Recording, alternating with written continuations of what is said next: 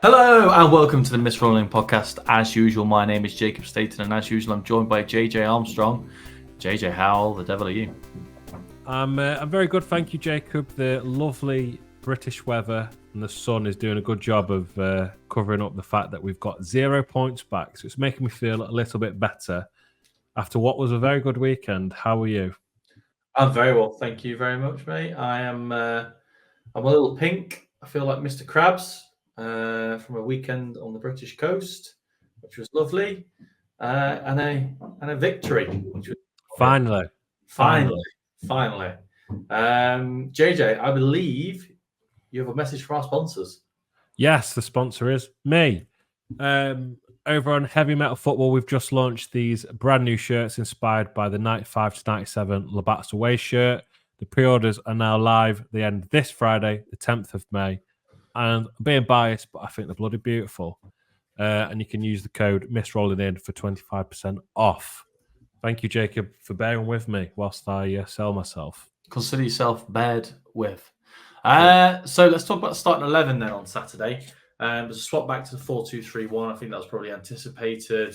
Near Carte for Williams, and then also Montiel for Williams. So I read ahead of my notes. And near Carte dropped for Yates in the swap around formation. I don't think anybody would be surprised by any of that. I think probably the only question would be if it would be Nick Carte or Bolly. But given of literally just how good Bolly is in the air, it's not a surprise that it was Nick Carte. But the rest of the team was exactly the same, JJ. Are you surprised by any of that? I was very surprised. I thought I saw a system against Man City that we would have adopted for the rest of the season just to protect and ensure results, especially against a team that will be quite heavy in midfield. So I was quite surprised. I did think we'd stick with the system that did work so well against City.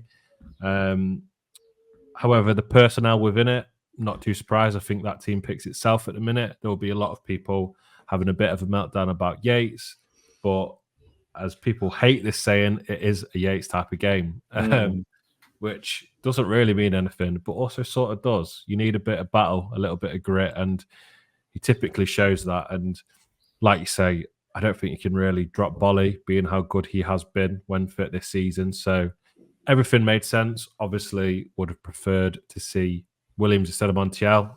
Very unfortunate that Williams is injured. And we'll go into why later, because I don't think it was his best game. But yeah, it was fine, and very happy to see Taiwo Awoniyi appear on the bench as a surprise appearance. Yes. Yeah.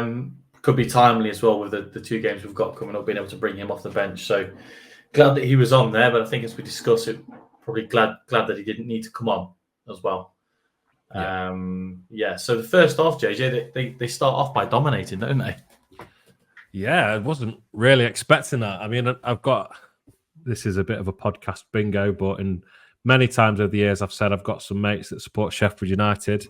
So I've spent the whole season hearing how bad they are and how we're just going to walk it and how it would be an easy 3 points. But I never thought it would be that. I know they're already relegated, but I guess I've got pride to play for or trying to get something to cling on to head into next season. So I was still fairly surprised to see them dominate. I think they did play well alongside us playing bad. I think it was sort of a mixture of both. So to give them credit, I think they played well against us. They were set up right. You know, the two up front were causing us mass amount of problems. And the midfield just was so noticeable from the off that they were just walking through it. It felt empty. I think they had three in midfield. So they were just walking straight through us. So they're causing us a lot of problems and look the better team. And I think there's a sustained period of time where we were lucky to almost get through it relatively unscathed. Relatively, yeah, because Gonzalo Montiel around the 17th minute decides to fly in on former Red Brent Brereton. Diaz now. I will not be saying that.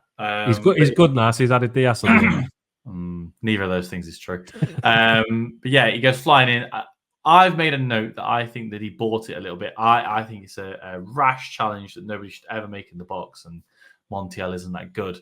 But I think Ben Brereton has seen Montiel and gone, oh, down I go, rather than actually being taken out. if he's brought it, it would be the easiest transaction he will ever have to make because he's been gifted that one. I just think, what's he doing? What on earth is he doing in trying? It was, I think, a stonewall penalty. You can't argue against it. You knew straight away, and just really daft. I think certainly not one to settle the nerves. Don't think, have we seen Sells face a penalty this season? So I was a bit unsure if he could do anything with it. I don't know what his penalty record's like. Had half a hope that he would save it and that would be the momentum we needed, but unfortunately it was smashed in. It was a very good penalty. A good penalty. And we were 1-0 down, which is not how I wanted the game to go, but I believe we said they would score first. We did, yeah, we did. Yeah, it was always going to be a penalty, really well executed. I mean, keepers have a free pass on penalty, in my opinion, anyway. But yeah, and then we don't quite start to grow back into the game, but we don't get worse, do we? Which we could have crumbled, which is something that has happened this season. But we didn't crumble, but that's not to say we got better, did we? No, I think it would have been difficult to get any worse. I don't think we were very good. Something needed to change, I think, and whether it was performance levels, whether it was systems, something needed to change. Otherwise, we're going to walk away from another game, which is a good time to play a team because they've just been relegated and they've shipped 98 goals or whatever it was at this point. This is a good time to play them to get the 3 points we need. And it looked like it was going to pass us by once again, similar to the Everton game. I don't think we were quite as bad as we were against Everton. I think that was a worse performance. Yeah. But we certainly needed to change something. They had a great few opportunities, I think, across the game, but in this first half as well. Matt Sells came in absolute clutch. His importance to this game, I think you could put it as a contender as man of the match because he made some really huge and important saves to keep us in it. As well as Mr. Murillo, who was excellent. So, and Bolly, actually. So, whilst we talk about the performance levels not quite being there are a few individual performances here that I think have rescued Nuno because I felt like we weren't set up right. I felt like the performance levels weren't there consistently across the team. There was a few individuals scraping us out of it. But, yeah, it was a very, very difficult game to watch in that first half before Mr. Hudson-Odoi popped up. Yeah. I mean, because obviously Chris Wood did hit the crossbar, didn't he, from a lovely ball into the box. Came in very fast. I think it was Morgan was white balling, wasn't it? He went very, very fast and smacked it against the crossbar. But it was really important that I think we got a goal back. We didn't go down. We didn't go in at half-time 1-0 down. And to get it back so quickly within 10 minutes was key. And the fact that it was an absolute Bobby banger as well. I think he's taken. I think it's I won't say a poor touch, but not a touch I think he would have been proud of, where it's kind of bobbled up in the air. But he's the way he's hit through that on the volley into the back of the net was just chef's kiss. And that's enough to stump any momentum, isn't it? Yes, and I think their crowd or lack of seemed quite empty from when I was watching it, but their crowd are waiting at this point to criticise and boo and have a go at the players, and I think that gives them that just because they'd be fuming about it. So it was an unbelievable finish. I think if you could put it down as a poor touch, the bobble that follows it, I looked at that with his eyes must have lit up because hit that beautifully. Lovely goal, really important goal. We needed that, and it sort of came from nothing. Given where he was on the pitch, it was a moment of individual brilliance, if not good movement from the team before that, but we needed him to show up in that moment of time, and he did, and it was a great goal, great finish, and Hudson-Odoi with confidence is a dangerous player. We've seen it when he scored in the past, so this happening ahead of a really important second half where we needed to change, I think was key, was vital. So give us something to cling on to, something to expand upon, and more importantly, don't go in at half-time 1-0 down. Yeah. I mean, that finish is a very much a Callum Hudson-Odoi special now, isn't it? The wide right, almost kind of standing adjacent to the goal. It takes that touch. It's almost like not necessarily his first touch, but he takes one quick touch inside. Defender can't follow into the far, like a Thierry Henry finish into the far corner. And again, chef's kiss. He did it a lot, and they just let him do it. It's his trademark. It's his speciality. We've seen it so many times. I imagine it's fairly difficult with that quick movement to defend against, even though you know he's going to do it. Yeah. But it's paid off, and he could have had a hat trick of just that move. So I do love it as his speciality. I think it may eventually get stamped out as more people realise how to defend against it. But whilst it works, and it did work. It did, yes, it did. And then we got to half time. I don't think there were any changes made, JJ. Let me have a quick look. I don't think so. No, not by either team. So we come out in the second half, much the same as the first half. But I suppose I think probably summarise it by saying I think we had a bit of a better attitude from the start in the second half, didn't we?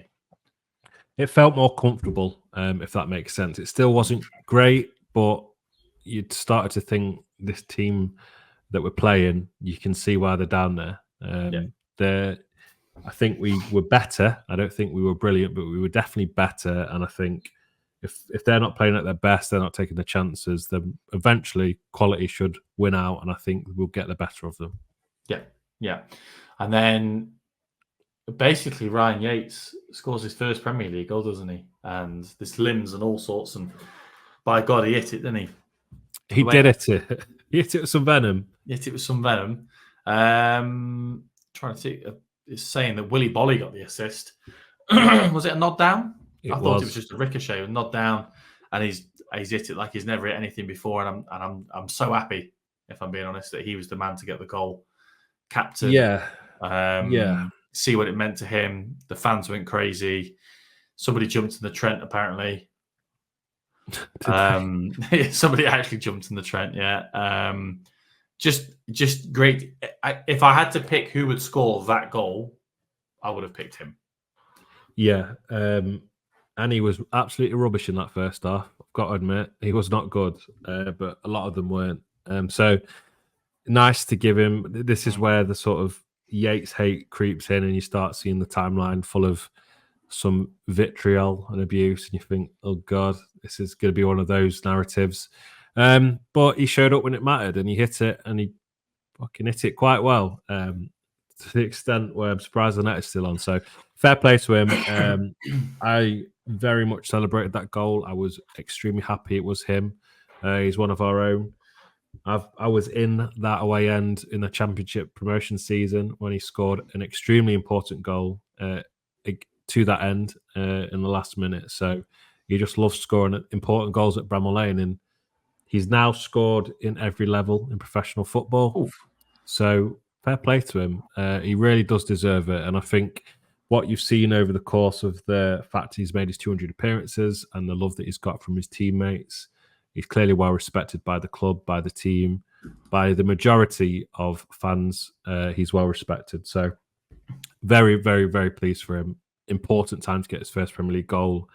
And I half think that with that confidence, now he's got it, we'll see a confident Ryan Yates headed into the final few games who won't be afraid to have a bit of a go. He cropped up with some important goals in the Championship promotion season when he was full of confidence, and I think we could possibly see that again. So he gets a lot of stick, but credit where credit's due. He very much deserved it, and I was very, very pleased for him. Yeah, it's obviously that Ryan Yates that finished the season under Steve Cooper is that the box-to-box Ryan Yates, as I like to call him, was my favourite. That was the one that really turned me around. I'd like to see the one that could pick out the odd goal and that kind of thing. That was my favourite. I'd like to see that come back. But I also like Destroyer Ryan Yates. But yeah, and then Callum Hudson-Odoi does his second Callum Hudson-Odoi of the day, but unfortunately that one hits the post. He then does his third Callum Hudson-Odoi of the day when that one hits the back of the net, JJ. It's just superb. It's absolutely superb. Like I say, from the previous one, it's difficult, I imagine, for a defender. I think the importance of this one, the one that went in, was Morgan Gibbs-White did some really lovely running to pull the defender away and just distract and let Hudson-Odoi cut in and just absolutely wrap it into the corner. So another great goal, and 3-1 nerves largely settled. Feeling good, feeling positive, feeling happy. Feeling happy. There was a second yellow card for Anel Akmazodic, former Forest youth team player, in the 96th minute for some kind of elbow, which possibly could have been a straight red card, but it's still shown here as 2 yellows. So he was gone, and that was the final whistle, and everyone's happy, aren't they, JJ? Missed it. I didn't know what happened. I looked up and there was a red card, and I thought, what's going on here? There's been a man sent off. There's been a man sent off, Cammy. Has it? Yeah. So not a good day for Anel, if that's how you pronounce it. Well, I hope it's not Sedane. Yes, I didn't want to have a go, but I've brought attention to it now. So awkward. Jacob, I've got a question for you. I know you've outlined your love for Ben Brereton Diaz, as he's now called, because he's good-ish. Yeah. What did you think to him celebrating and slapping that bloody Sheffield United badge? And would you take him at Forest next season? Answer to question 1, I think it's good. I despise it when players don't celebrate against their old clubs. If you don't play for them anymore, please celebrate against them. I was actually oddly pleased to see him do it. And I wouldn't necessarily say no, but I think he's at his level, that kind of relegation battle, top of the championship. I think that's his level. And we don't want to be that level. So I'll say no. But let's say if we went down, I'd say yeah. I think that's a 20-goal season striker in the championship. But I think we need to be aiming a little. He's not better than Taiwo. He's not better than Chris Wood, is he? So no. Well, he could be better than the Taiwo that came on. Taiwo coming on, by the way, we never mentioned that. Bless him. You can tell he's been out for a while. He looked like me going on a football pitch. Not the quickest, unfortunately. Didn't have much about him, but to be expected when you've had that long out. Just pleased to see him. Yeah.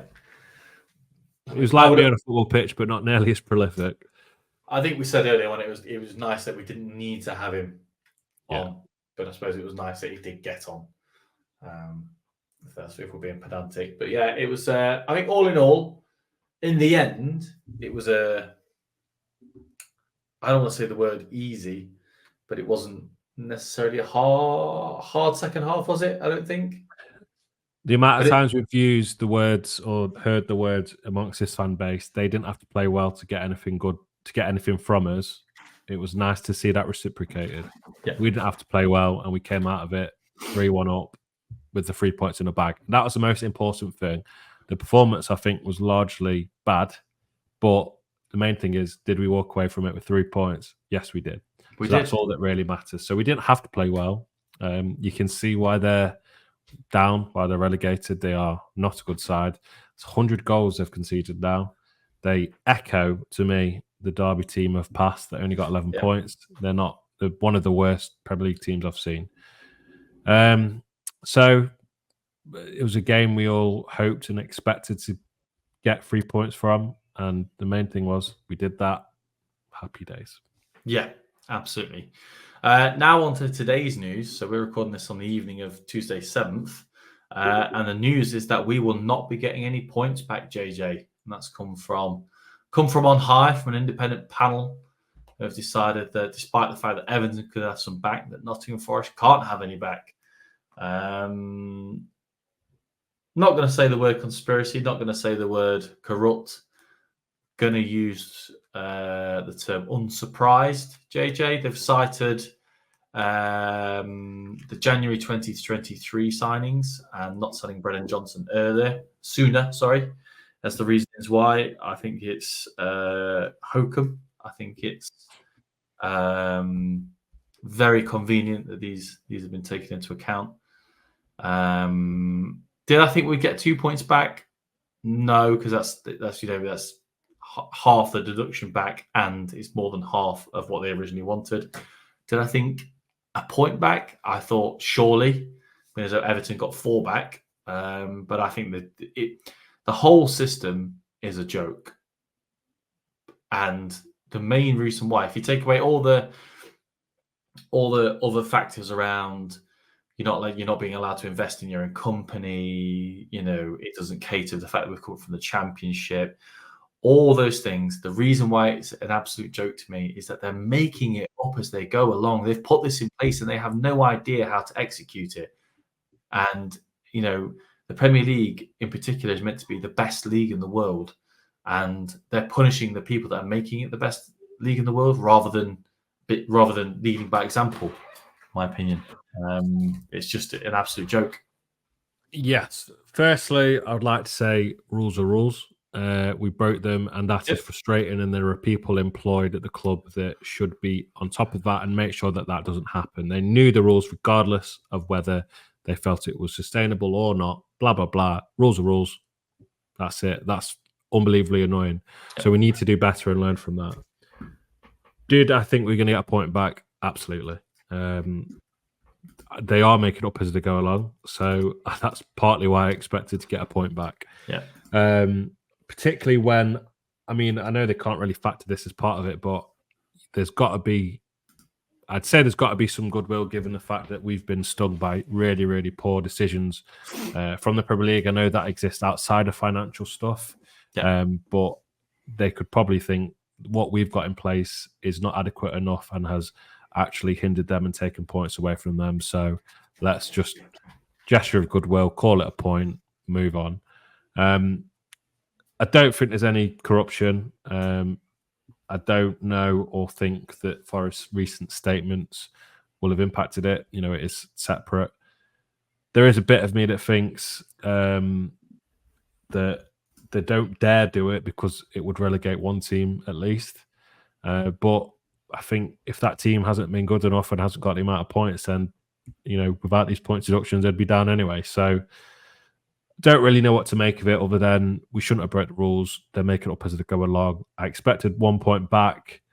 I actually felt safe after Saturday because I thought this 1 point would essentially be it to do it for us. This extra point back would be enough to see us over the line. But doesn't quite finish the story for us, unfortunately. But unsurprised, I think what you said, unsurprised is right. That's how I felt as well.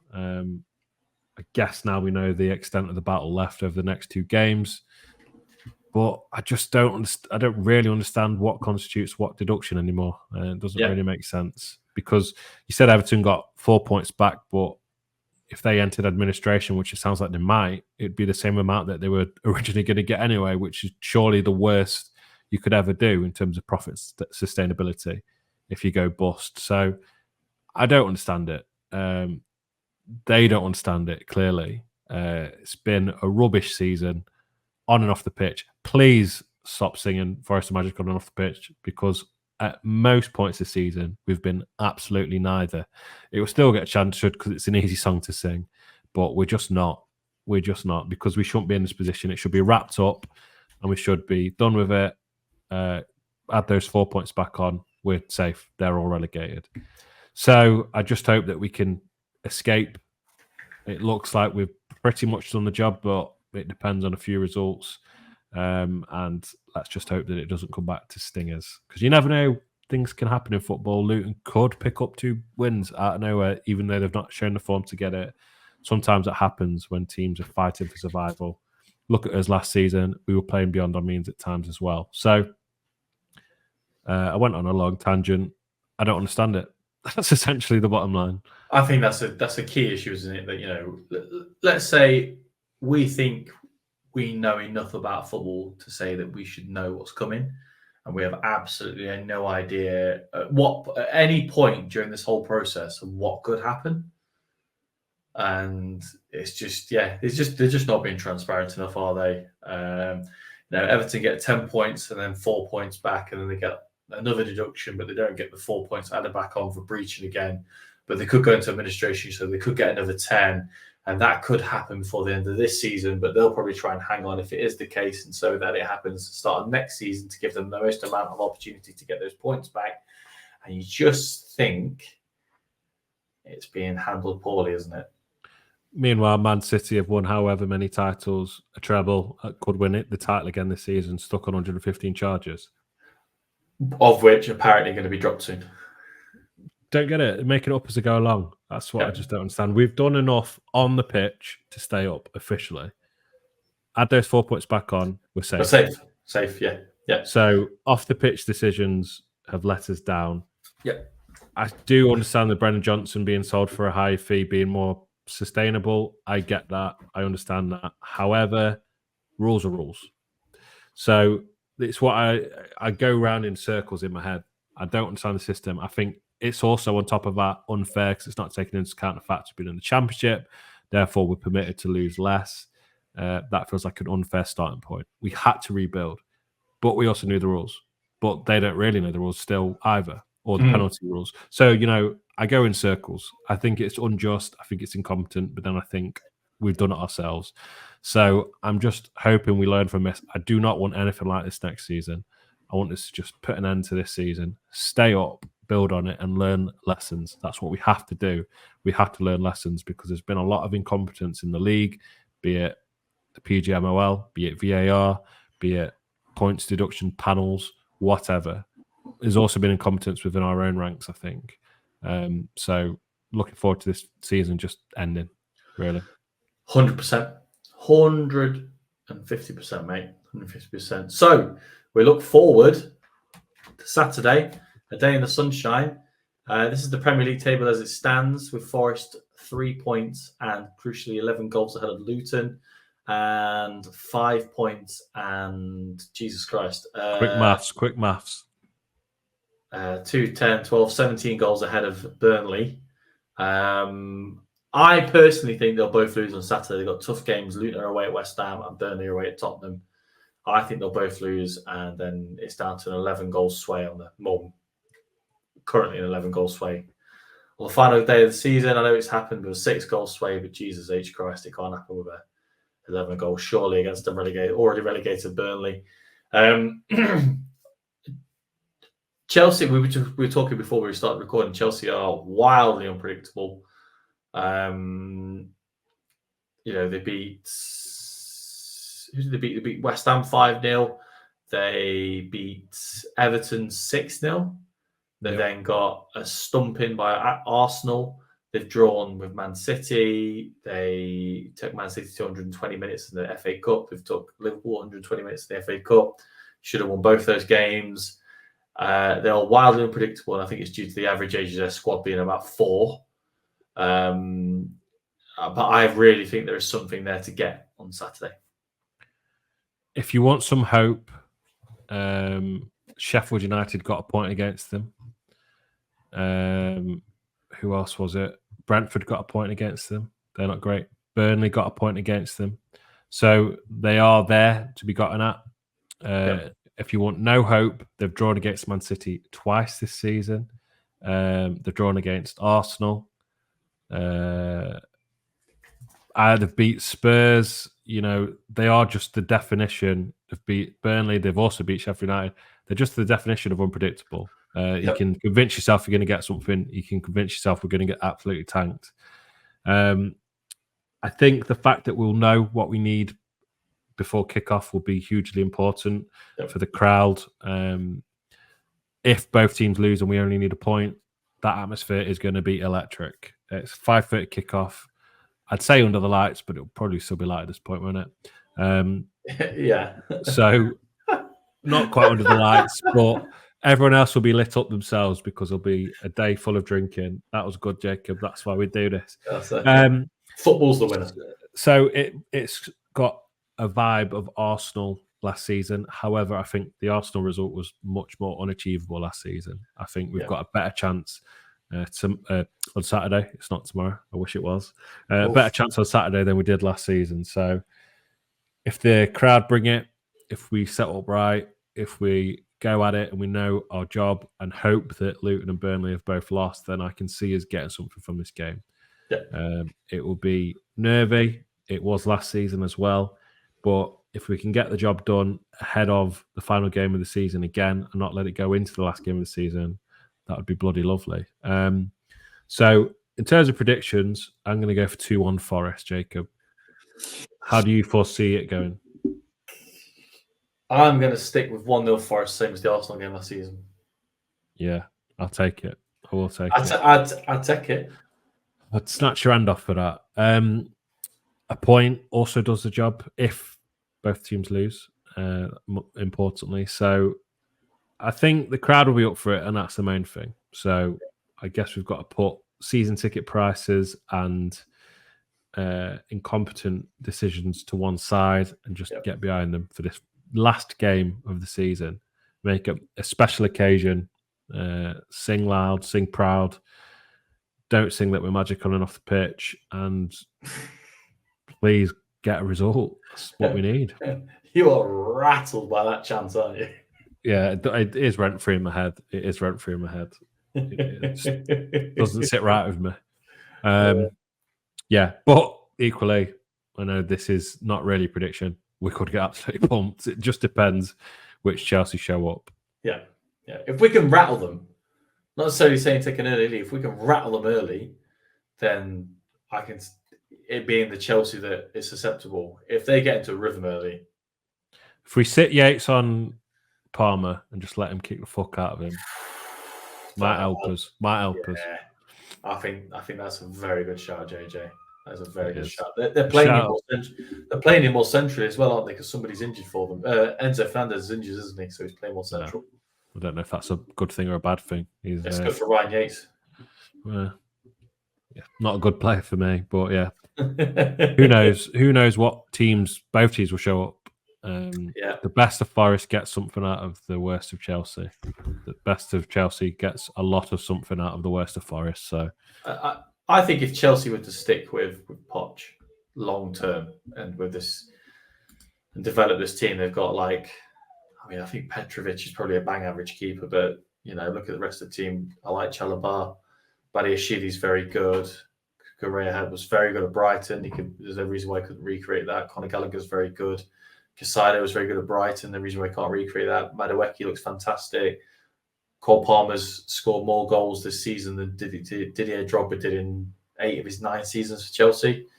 Mudryk, I don't get that one.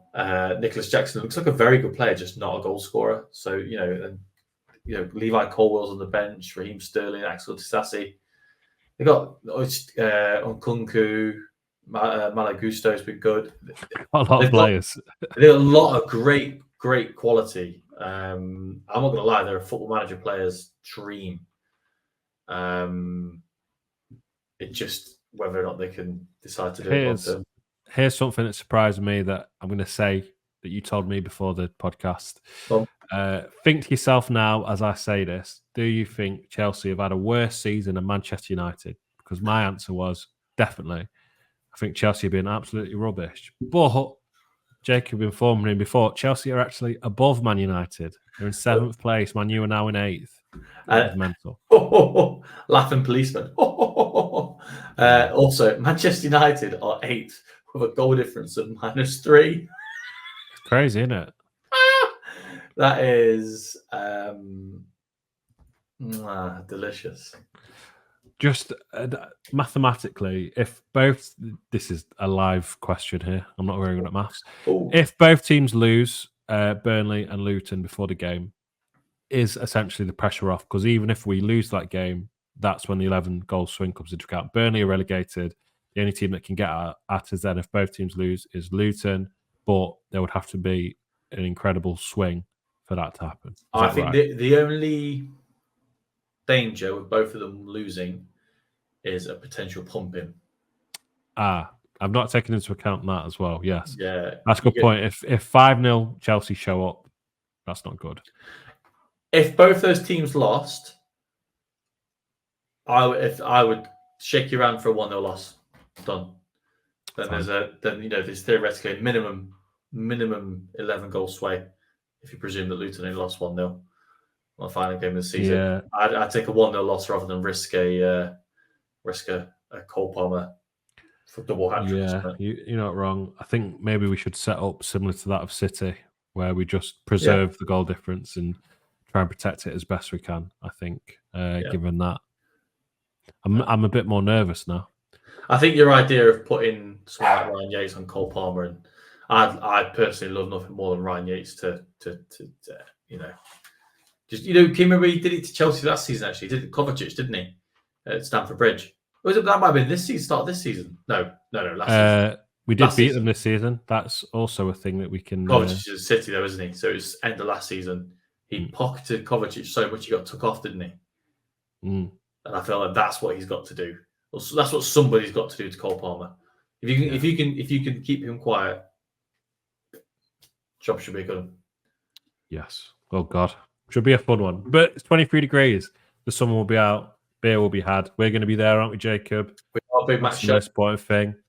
Yeah. The sun will be shining. The pints will be flowing. And it will be a good day. And hopefully we can be celebrating survival in our shorts after the game.